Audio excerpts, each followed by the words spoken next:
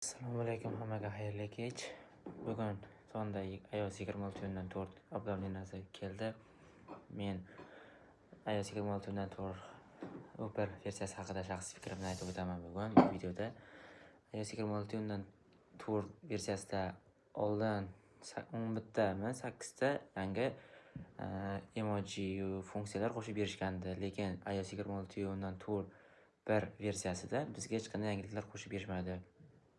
Uni o'rniga 26.4 da kelgan xatolarni 26.4 versiyasi ancha to'g'riladi.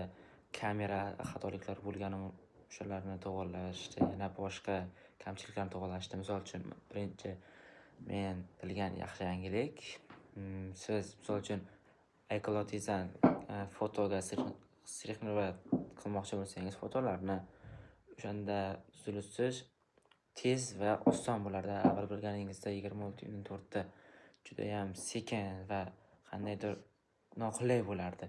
26.4 versiyasida esa ancha qulay bo'lgan bu narsalar.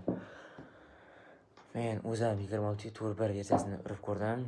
Juda yaxshi, qotmayapti. Avvalgidan ko'ra tezroq ishlayapti telefon. Batareykasi ham juda ko'pga yetyapti. Sizlarga ham tavsiya beraman. 26.4 versiyasini bemalol obnovleniya qilib olishingiz mumkin.